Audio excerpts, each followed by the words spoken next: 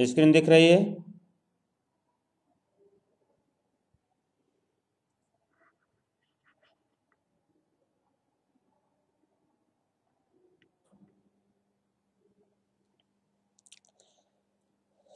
नमस्कार। आज की क्लास है बीएससी फर्स्ट ईयर की,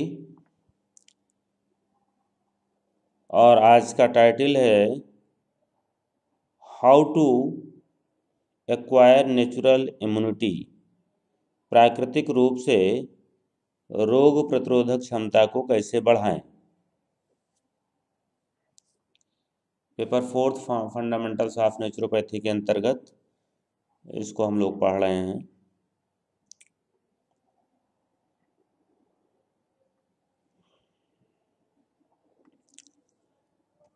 इसके पहले हम देखते हैं कि रोग प्रतिरोधक क्षमता होती क्या है, किसे कहते हैं रोग प्रतिरोधक क्षमता। ये रोग प्रतिरोधक क्षमता मुख्य रूप से प्राण शक्ति से उत्पन्न होती है। प्राण शक्ति इसका आधार है। अगली स्लाइड में इसका विस्तार वर्णन किया गया है कि प्राण शक्ति क्या है, प्राण शक्ति कैसे प्रादुर्भावित होती है। लेकिन रोग प्रतिरोधक क्षमता मुख्य रूप से प्राण शक्ति पर निर्भर है, पूरी तरह से प्राण शक्ति पर निर्भर है।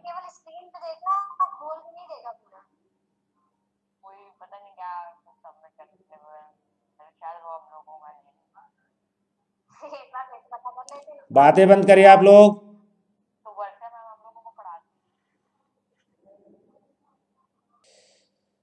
तो इस प्रकार हम लोग रोग प्रतिरोधक क्षमता के फंक्शन को मुख्य रूप से देखते हैं कि रोग प्रतिरोधक क्षमता हमारे लिए क्यों आवश्यक है, जिसे हम इम्यूनिटी कहते हैं, जीवनी शक्ति कहते हैं, या रोग प्रतिरोधक क्षमता कहते हैं। इसका मुख्य रूप से क्या कार्य होता है। तो रोग प्रतिरोधक क्षमता प्राकृतिक चिकित्सा में इसका बड़ा महत्व है, और प्राकृतिक चिकित्सा का यह मानना है कि हम बीमार होंगे या नहीं होंगे, हम बीमार क्यों होते हैं या हम बीमार क्यों नहीं होते हैं, इसका एकमात्र आधार है रोग प्रतिरोधक क्षमता या जीवनी शक्ति या इम्यूनिटी। इसका मुख्य कार्य क्या है, रोगों से लड़ने का कार्य करती है। जब कोई भी बैक्टीरिया वायरस का हमारे ऊपर अटैक होता है तो रोग प्रतिरोधक क्षमता क्या करती है, उससे फाइट करती है, उससे लड़ती है। जिस व्यक्ति में इम्यूनिटी कम होती है, रोग प्रतिरोधक क्षमता कमज़ोर होती है, ऐसा व्यक्ति उस वायरस या बैक्टीरिया की चपेट में आ जाता है और उससे प्रभावित होकर के उससे संबंधित रोगों से ग्रस्त हो जाता है। वह बैक्टीरिया या वह वायरस शरीर पर हावी हो जाते हैं और शरीर पर अपना आधिपत्य कर लेते हैं और फिर वो रोगों को उत्पन्न करते हैं। लेकिन अगर रोग प्रतिरोधक क्षमता स्ट्रांग है तो फिर वो वायरस और बैक्टीरिया का शरीर पर हावी नहीं होने देती और उन्हें वहीं से आउटर लाइन से ही जो है वो मार करके बाहर कर देती है।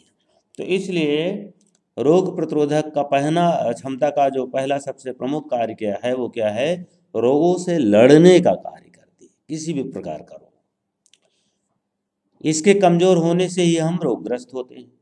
अगर यह रोग प्रतिरोधक क्षमता या इम्यूनिटी जिस व्यक्ति की वीक है तो उस व्यक्ति पे वायरस का, बैक्टीरिया क्या, या कुछ खान पान में गड़बड़ हो गया, या हाइजीनिंग में गड़बड़ हो गया, या ठंड ज़्यादा लग गई, या गर्मी ज़्यादा लग गई, या बारिश में भीग गए, तो ये सो मेनी फैक्टर्स जो हमें बीमार करते हैं।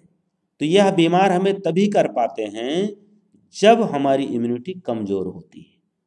अगर इम्यूनिटी हमारी स्ट्रांग है, इम्यूनिटी हमारी सशक्त है, रोग प्रतिरोधक क्षमता हमारी सशक्त है, तो चाहे वायरस बैक्टीरिया की बात हो, चाहे दूसरे अदर्स फैक्टर्स हैं, वातावरणीय प्रतिकूल दशाएं, जलवायु की प्रतिकूल दशाएं, या कुछ दिनचर्या में तो उतार चढ़ाव हो गया, तो इस तरह की जो भी प्रतिकूलताएं हैं, वो समस्त प्रतिकूलताओं में क्या होता है कि ये रोग प्रतिरोधक क्षमता के कम होने से ही हमें बीमार कर पाते हैं। अगर रोग प्रतिरोधक क्षमता हमारी सशक्त है, हमारी सक्षम है, तो इनका हमारे शरीर पर प्रभाव कम होता है या नहीं होता है और हम रोगी नहीं हो पाते हैं, हमारे स्वास्थ्य को कोई क्षति नहीं होती। अगला है कि क्यों किसी वायरस या बैक्टीरिया के संपर्क में आकर कोई उसकी चपेट में आ जाता है और किसी को कुछ भी नहीं होता है। आप देखिए, इस फैक्टर से ये सिद्ध होता है कि वायरस ही मुख्य रूप से बीमारी का कारण नहीं है, बल्कि बीमारी का कारण क्या है? हमारी रोग प्रतिरोधक क्षमता। जैसे मान लीजिए एक ही घर में हैं 4 लोग, एक ही तरह का भोजन किए, एक ही मौसम में रह रहे हैं, या कोई एक बीमारी का भी देखिए, कोविड का इतना प्रकोप चल रहा है, तो कोविड के संपर्क में मान लीजिए पूरा का पूरा परिवार आया, पूरा का पूरा परिवार जो है एक साथ किसी कोविड संक्रमित व्यक्ति के संपर्क में आ गया। उसमें से 2 लोग को सर्दी जुकाम बुखार हुआ और होकर के ठीक हो गए, और 2 को कुछ नहीं हुआ, और एक को तो बहुत ज़्यादा दिक्कत हुई, हॉस्पिटलाइज होना पड़ा, और हो सकता है उसको प्राण को भी क्षति हो गई। तो ये एक ही व्यक्ति के संपर्क में एक पूरा परिवार आया, लेकिन उस पूरे परिवार में कोई बहुत ज़्यादा प्रभावित हुआ, कोई थोड़ा प्रभावित हुआ और कोई बिल्कुल प्रभावित नहीं हुआ, पूरी तरह से अप्रभावित रहा। इसका आधार क्या है? क्योंकि बैक्टीरिया वायरस जो भी था वो एक ही था, कोविड एक ही था, कोविड का वायरस एक ही था, लेकिन उसके संपर्क में 10 लोग आए, लेकिन 10 लोगों पे उसने 10 तरह से काम किया। किसी को बहुत ज़्यादा क्षति पहुंचाई, किसी को एवरेज क्षति पहुंचाई, और किसी को बिल्कुल क्षति नहीं पहुंचाई, पता भी नहीं चला, उसको कुछ नहीं हुआ। तो ये 3 या इससे भी अधिक अलग अलग तरह के उसके प्रभाव क्यों देखे गए? उसका एकमात्र आधार है इन व्यक्तियों में अलग अलग स्तर की रोग प्रतिरोधक क्षमता थी। अलग अलग स्तर की रोग प्रतिरोधक क्षमता होने के कारण ही उन व्यक्तियों में अलग अलग तरह के कोविड के प्रभाव आए, या वो लोग अलग अलग तरीके से कोविड से प्रभावित हुए। ये मुख्य रूप से इसका आधार क्या है? एकमात्र इम्यूनिटी या रोग प्रतिरोधक क्षमता है। अगला देखिए, क्यों एक ही भोजन करके कोई बीमार हो जाता है या किसी को कुछ भी नहीं होता? ये बात भी मैं कई बार इधर उधर से कह चुका हूँ। तो चाहे भोजन की बात हो, चाहे मौसम की प्रतिकूलता की बात हो, चाहे बैक्टीरिया की बात हो, चाहे वायरस की बात हो, या कुछ डे टू डे लाइफ की जो घटनाएं होती, जैसे भीग जाना, बारिश में भीग जाना, तो इन सब की जो बातें हों, इन सब में एकमात्र फैक्टर है जो किसी को प्रभावित कर देता है और किसी को प्रभावित नहीं होने देता, बचा लेता है, वह फैक्टर है रोग प्रतिरोधक क्षमता या जीवनी शक्ति या इम्यूनिटी। केवल यही एक ऐसा फैक्टर है जिसकी वजह से एक ही परिस्थितियों में 10 लोग आते हैं तो उन पे उसका दुष्प्रभाव या उनका उस पर प्रभाव 10 प्रकार से आता है, एक जैसा नहीं आता है। तो ये क्या है? ये इम्पोर्टेंस हो गया किसी भी व्यक्ति में रोग प्रतिरोधक क्षमता या इम्यूनिटी का, कि ये कितना आवश्यक है उसके लिए, जो हमें हर परिस्थिति में सुरक्षा प्रदान करता है, हमें हर परिस्थिति में बचाता है, सुरक्षित रखता है। अब ये रोग प्रतिरोधक क्षमता किस पर आधारित है, इसको देखते हैं। तो रोग प्रतिरोधक शक्ति का आधार क्या है? प्राण शक्ति है। एकमात्र प्राण शक्ति ही है जो रोग प्रतिरोधक क्षमता का आधार है। इसकी मैं पहले भी कई बार चर्चा कर चुका हूँ कि जो हमारा प्राण है, यह प्राण ही शरीर में संवाहित होता है, सर्कुलेट होता है, संचरित होता है। और इस प्राण के योग के ग्रंथों में 10 भेद बताए गए हैं: प्राण, अपान, समान, व्यान, उदान, नाग, कृकल, धनंजय, देवदत्त, उदान। तो नाग, कृकल, देवदत्त, धनंजय, कूर्म, तो ये सब क्या हैं? ये सब उपप्राण है। और प्राण, अपान, समान, व्यान, उदान, ये क्या हैं? प्राण है। तो ये कुल जो 10 संख्या है इनकी, ये 10 प्राण क्या करते हैं? ये 10 प्राण मिल करके व्यक्ति को रोगी होने से बचाते हैं, व्यक्ति को प्राण शक्ति देते हैं, व्यक्ति को क्या करते हैं, उसे जीवनी शक्ति प्रदान करते हैं। तो जीवनी शक्ति प्रदान करने का एकमात्र आधार है ये प्राण शक्ति। प्राण शक्ति से ही हमें रोग प्रतिरोधक क्षमता की वृद्धि होती है। इस प्राण की उत्पत्ति क्या होती है, तो इस प्राण की जो उत्पत्ति होती है वह आत्मा से होती है। ऐसा योग ग्रंथ में कहा गया है कि जो आत्मा है वही प्राण शक्ति का आधार है। आत्मा के द्वारा ही प्राण शक्ति की उत्पत्ति होती है। इसलिए इस प्राण शक्ति को शरीर में संवहित करने के लिए, शरीर में अलग अलग अंगों में इसे सर्कुलेट कराने के लिए अलग अलग तरह के योगाभ्यास और विशेषकर उसमें प्राण की आवश्यकता है। यहाँ पर मैं आपको पंच प्राणों को कॉन्सेप्ट ऑफ यम नियम, पंच प्राणों का पूरा फंक्शन दिखाना चाह रहा था कि ये पांचों प्राण किस तरह से हमारे शरीर में काम करते हैं, उनके मुख्य कार्य क्या हैं।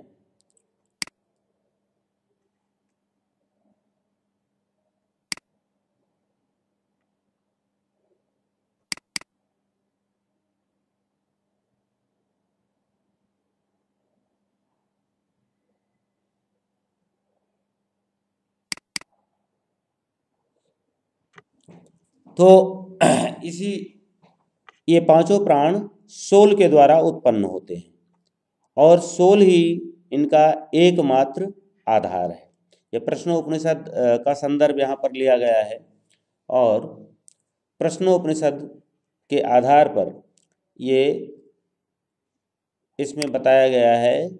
तीसरे अध्याय का तीसरा सूत्र है, आत्मना एष प्राणो जायते यथैसा पुरुषे छा ऐत अस्मिन्ने ता दतम दा ततम मनोकृत्ये नाय अत्यास्मि शरीरे।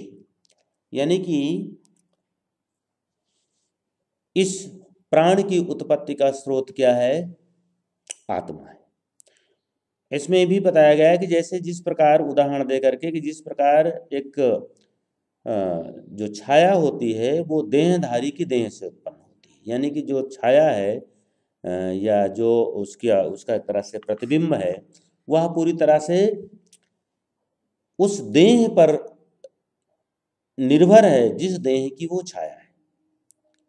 तो देहधारी के आश्रित है पूरी तरह से छाया, उसी प्रकार यह प्राण तत्व आत्मा से उत्पन्न होता है, अतः यह पूरी तरह से आत्मा पर आश्रित है।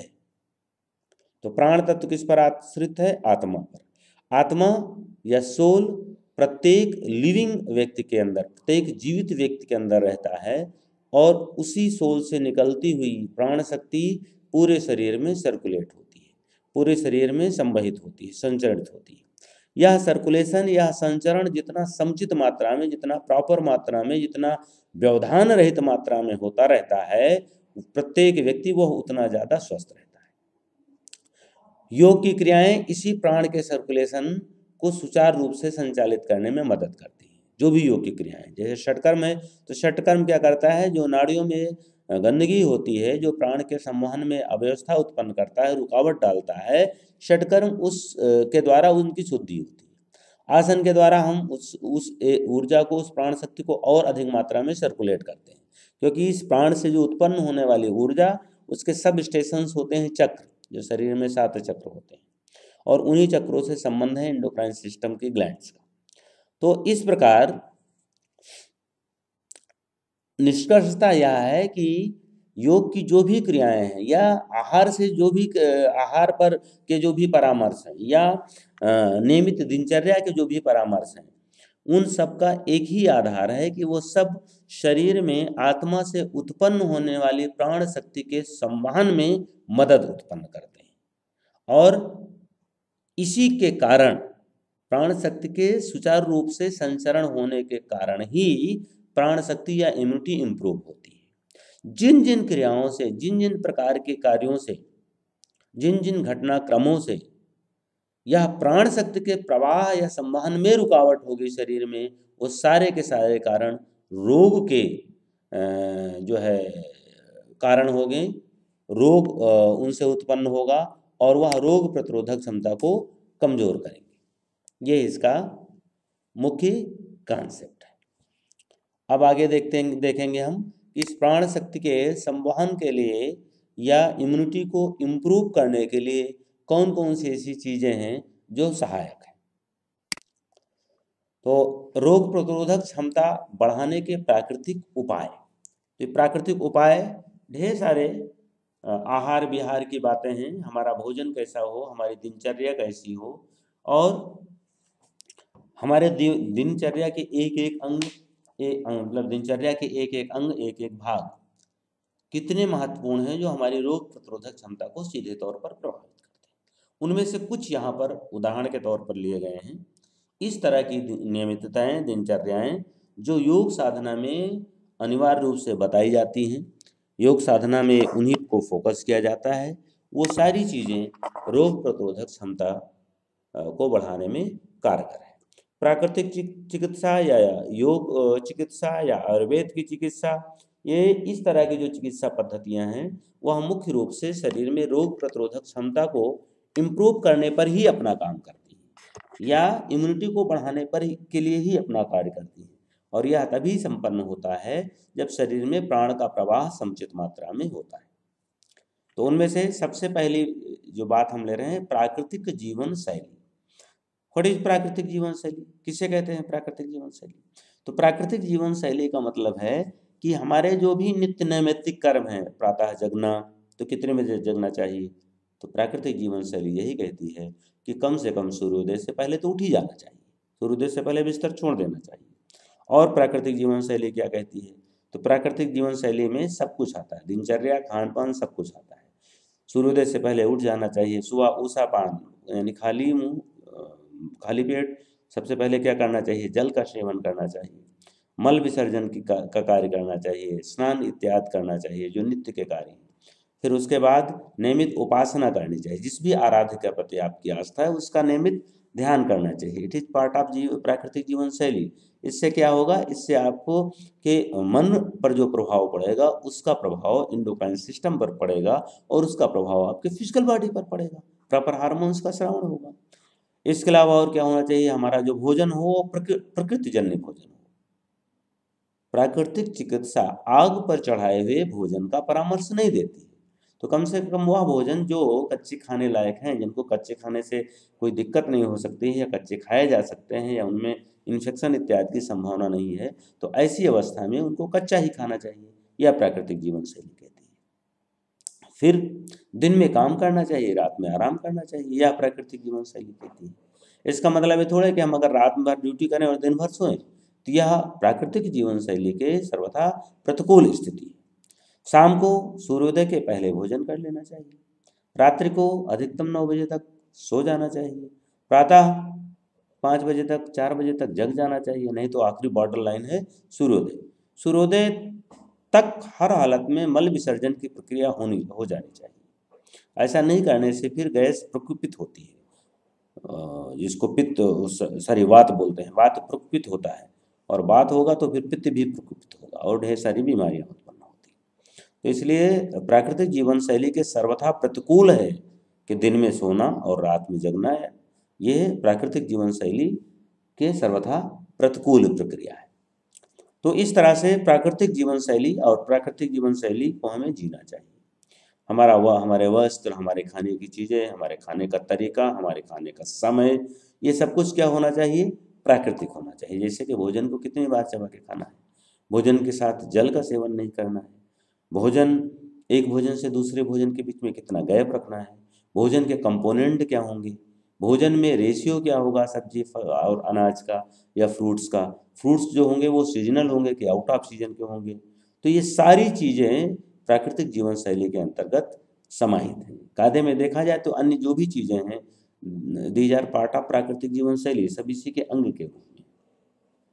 तो हाँ, प्राकृतिक जीवन शैली सबसे प्रमुख आधार है रोग प्रतिरोधक क्षमता या इम्यूनिटी बढ़ाने के लिए। इसके प्रतिकूल जितने भी काम हैं, जंक फूड का खाना, किसी भी समय खा लेना, किसी भी समय सो जाना, किसी भी समय जग जाना, है कैसा भी खा लेना, कितना भी खा लेना, ना अमाउंट का मतलब, ना तरीके का मतलब, ना कंपोनेंट का मतलब, तो ये सारी चीज़ें क्या है, प्राकृतिक जीवन शैली के प्रतिकूल दशाएं हैं, प्रतिकूल दिनचर्याएं हैं। और ये सब क्या करती हैं, रोग प्रतिरोधक क्षमता का ह्रास करती हैं, रोग प्रतिरोधक क्षमता को घटाती हैं। नियमित योगाभ्यास, नियमित योगाभ्यास इज वेरी इंपॉर्टेंट। जब आप नियमित योगाभ्यास करते हैं तो शरीर में एक तो रक्त का प्रवाह प्रॉपर मेंटेन रहता है, शरीर का कोई ऐसा हिस्सा नहीं जहाँ रक्त प्रवाहित न हो जाता हो, और रक्त का प्रवाह अगर मेंटेन रहेगा तो क्या होगा, क्योंकि जो प्राण का संवहन शरीर में होता है वो रक्त के माध्यम से ही होता है। मेडिकल साइंस की भाषा में कहें तो रक्त का संचरण, blood circulation to each cell, प्रत्येक कोशिका तक रक्त का संवहन या रक्त का सर्कुलेशन होना चाहिए। ये मेडिकल भाषा की बात हो गई। लेकिन हम अगर योग की भाषा में कहेंगे तो प्रत्येक शरीर के अंग तक, प्रत्येक भाग तक, प्रत्येक कोशिका तक सेल का प्राण का सर्कुलेशन होना चाहिए। लेकिन प्राण कहें या ब्लड कहें, माध्यम उसका ब्लड ही है, तो ब्लड के माध्यम से ही प्राण सर्कुलेट होता है। तो कहने का तात्पर्य ये हुआ कि नियमित योगाभ्यास इस प्रक्रिया में बहुत मदद करता है। आपके सामान्य दशा में जहाँ ब्लड नहीं पहुँच पाता है, योगाभ्यास करने से उन कोशिकाओं को, उन सेल्स तक, टिश्यूज तक, आर्गन तक ब्लड सर्कुलेट हो जाता है एक बार ठीक से, तो वहाँ की गंदगी भी साफ हो जाती है और वहाँ जो भी पोषक पदार्थ हैं, जो न्यूट्रिशंस हैं, वो वहाँ की सेल्स को मिल जाते हैं। तो इसलिए नियमित योगाभ्यास बहुत आवश्यक है। दूसरा, योगाभ्यास का एक और कॉन्सेप्ट है। योगाभ्यास की अपनी एक ह्यूमन फिजियोलॉजी है। वह ह्यूमन फिजियोलॉजी योगाभ्यास की क्या कहती है, तो वो योगाभ्यास की ह्यूमन फिजियोलॉजी ये कहती है कि हमारा शरीर जो है वो चक्रों से मिलकर के बना हुआ है। हमारे शरीर में सप्त चक्रों का कॉन्सेप्ट देखिए, ये है 7 चक्र हैं, मूलाधार, स्वादिष्ठान, मणिपुर, अनाहत, विशुद्धि, आज्ञा, सहस्रार चक्र। इसमें एक एक के देखिए चित्र दिखाए जा रहे हैं। ये मूलाधार चक्र है, स्वादिष्ठान चक्र है, मणिपुर चक्र है, अनाहत चक्र है, विशुद्धि चक्र है, आज्ञा चक्र है, सहस्रार चक्र है। तो ये और ये सातों चक्रों का देखिए उनकी संबंधित ग्लैंड से रिलेशन है। तो ये चक्र क्या करते हैं, ये चक्र ऊर्जा को समुचित मात्रा में सर्कुलेट कराने का काम करते हैं।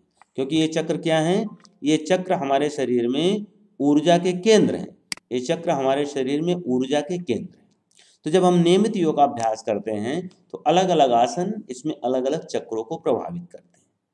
जैसे कि मंडूकासन करेंगे तो मणिपुर चक्र प्रभावित होगा, इसी तरह से अगर भुजंगासन करेंगे तो मणिपुर, अनाहत दोनों प्रभावित होगा।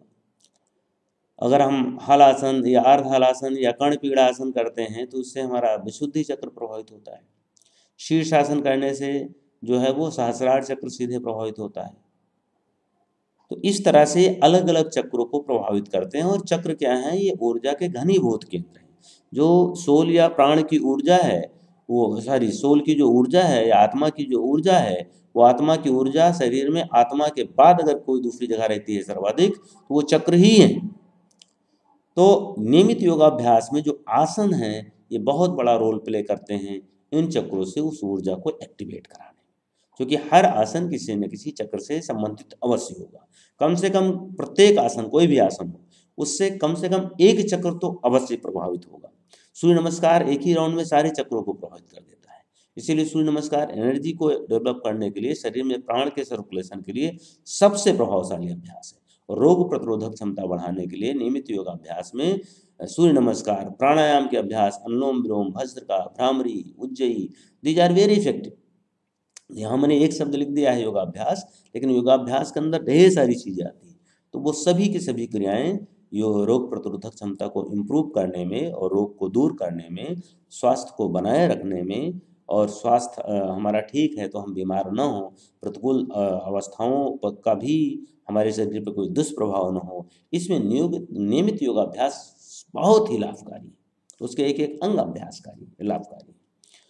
फिर आचरण की पवित्रता, अगला पॉइंट है आचरण की पवित्रता, करेक्टर।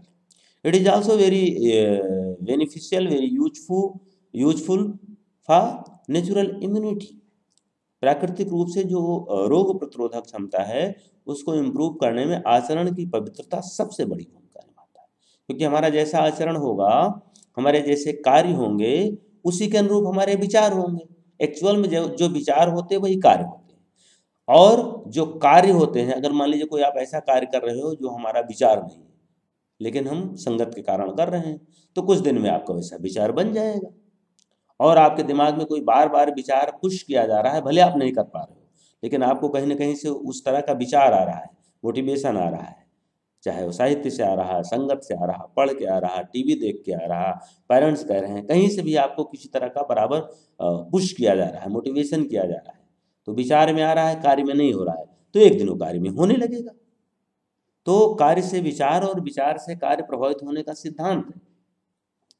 तो जो आचरण की पवित्रता होती है वह हमारे मन को पवित्र रखती है, और जब मन पवित्र होता है तो ये कई बार मैं बोल चुका हूँ कि हमारे थॉट्स का, हमारे विचारों का हमारे अंतःस्रावी तंत्र से सीधा संबंध है।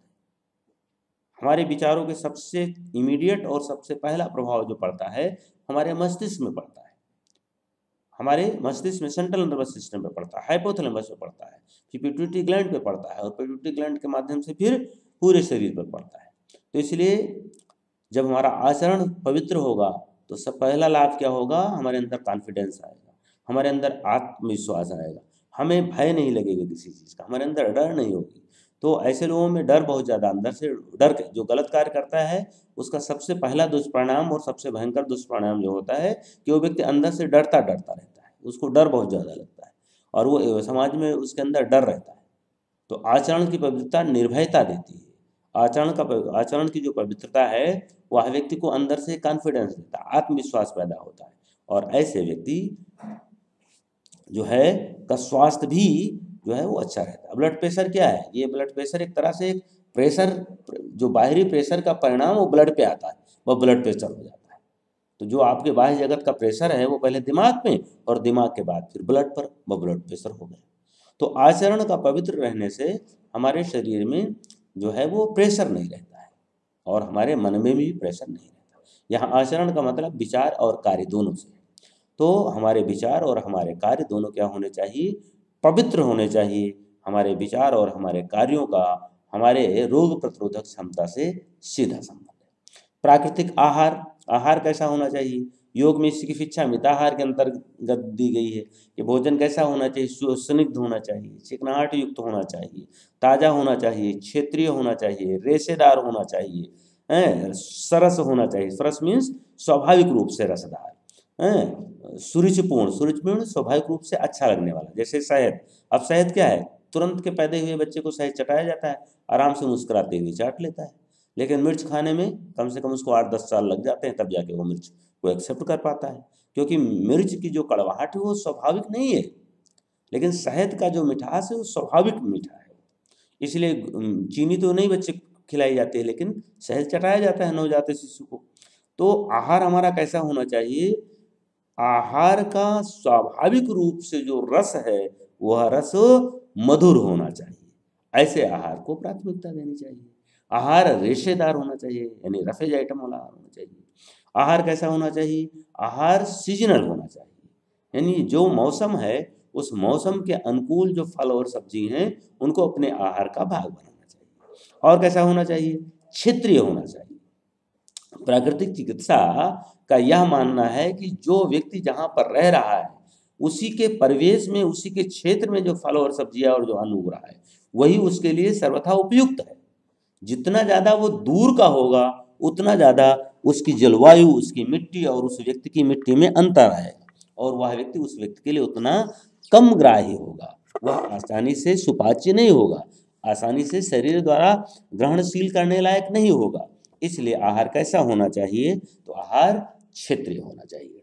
तो इस तरह से आहार के चयन में कुछ बातें प्राकृतिक चिकित्सा की ओर से बहुत ही दृढ़ता के साथ और बहुत ही सुस्पष्टता के साथ कही जाती हैं, जो रोग प्रतिरोधक क्षमता को बढ़ाने में बहुत ही सहायक हैं। कि हमारा आहार प्राकृतिक होना चाहिए, आर्टिफिशियल नहीं होना चाहिए, डिब्बाबंद नहीं होना चाहिए, जंक फूड नहीं होना चाहिए, बार बार गर्म किया नहीं होना चाहिए।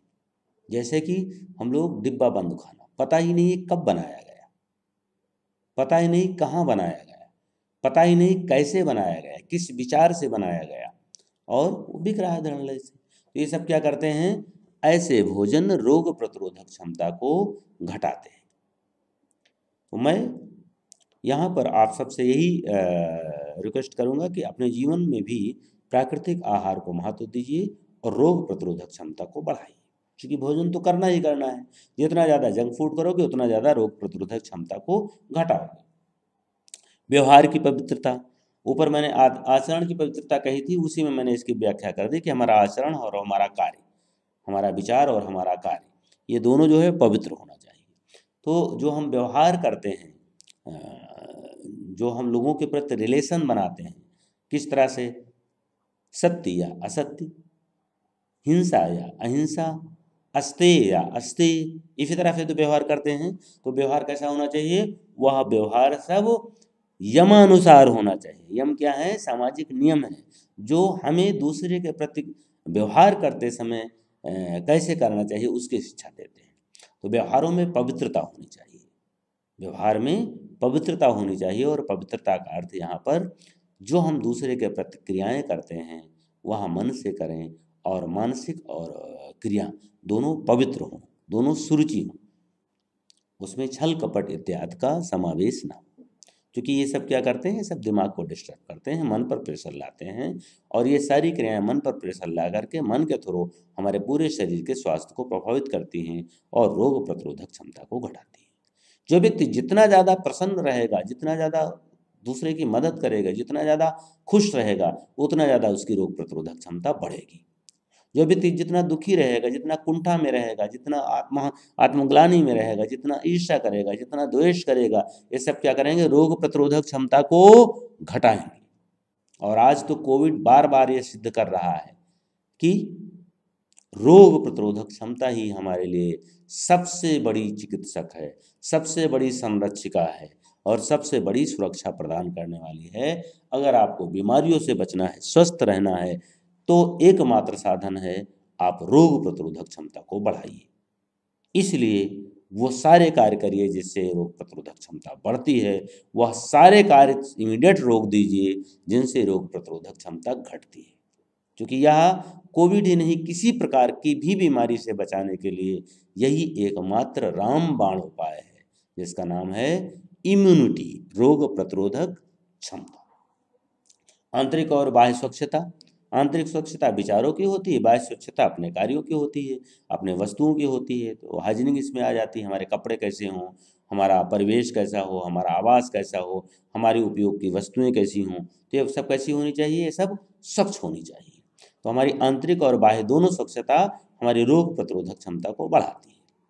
अगर हमारा परिवेश गंदा रहेगा, हमारे आसपास का एरिया गंदा रहेगा, हमारे घर का आवास गंदा रहेगा, हमारे कपड़े गंदे रहेंगे, हमारे उपयोग की वस्तुएं हैं, कापी किताब मोबाइल कपड़े, ये सब गंदे रहेंगे, तो उससे हमारा स्वास्थ्य प्रभावित होगा और इससे भी रोग प्रतिरोधक क्षमता का ह्रास होता है, रोग प्रतिरोधक क्षमता घटती है।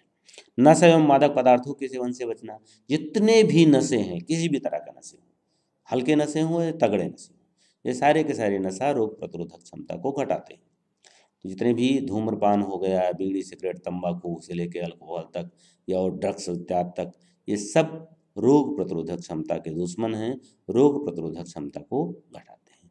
संयम, जितना इंद्रिय संयम किया जाएगा, चाहे इंद्रिय संयम में चाहे जो इंद्रिय हो, कर्म इंद्रिय हो, ज्ञान इंद्रिय हो, ज्ञान इंद्रिय का तो बहुत ज़्यादा इंपॉर्टेंट है।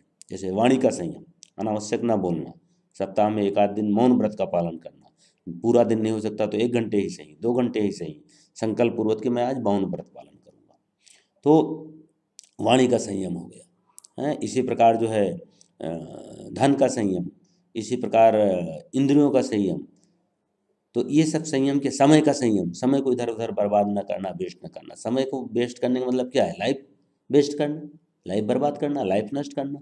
समय और लाइफ में कोई अंतर थोड़े है। लाइफ क्या है, जिंदगी क्या है, वो एक टाइम बाउंड ही है ना, टाइम की एक यूनिट है। जो भी हो, 70 साल, 80 साल, 90 साल, 100 साल, 50 साल, 40 साल, जिसका जैसा संयोग हो। तो संयम से हम समय का संयम करके कम समय में ज़्यादा काम कर सकते हैं। और संयम को संयम मीन्स उसे समय संयम का मतलब है समय को व्यवस्थित कर लेना, टाइम टेबल के अनुसार जीवन जीना, समय सारणी के अनुसार जीवन जीना और उसमें सारी चीज़ों को महत्व देना। नहीं तो पता ही नहीं चलता है हमारे जीवन में कैसे अनावश्यक चीज़ें प्रवेश कर जाती हैं और आवश्यक चीज़ों को हम अपने जीवन में समावेश ही नहीं कर पाते, उनको स्थान ही नहीं दे पाते। आप पूछिए भाई क्या कर रहे हो, तो पता चला कि कुछ कोई शेड्यूल नहीं है, और ऐसे बात करो तो नहीं जरा भी समय ही नहीं है। लेकिन पढ़ते कितने घंटे हो कुछ नहीं पता, योगाभ्यास करते हो नहीं, अपने इष्ट मित्रों का हाल लेते हो नहीं, घर की सफाई कितने घंटे करते हो नहीं, कुछ मतलब नहीं। नए घंटे घर के सफाई में समय देते हैं, ना अपने कपड़ों को साफ करने में समय देते हैं, ना हमारे पढ़ने का कोई टाइम टेबल है, ना हमें अपने शुभचिंतकों के लिए कोई कुछ है, ना हम नियमित योगाभ्यास करते हैं। और काम क्या करते हो, काम भी नहीं कुछ करते, व्यस्त। हाँ व्यस्त, तो ऐसे लोग व्यस्त नहीं हैं, ऐसे लोग अस्त व्यस्त हैं। तो अस्त व्यस्त ना रह करके अपनी चीज़ों को सिस्टमेटिक करिए, उन्हें अनुशासित करिए, टाइम को अनुशासित करिए, समय को अनुशासित करिए, दिनचर्या को अनुशासित करिए, वाणी को अनुशासित करिए, आहार को अनुशासित करिए, धन को अनुशासित करिए। तो ये सारी की सारा जो अनुशासन है वही संयम कहलाता है, हर चीज़ का संयम। मन की पवित्रता, मन की पवित्रता बहुत आवश्यक है, सबसे मूल मंत्र है।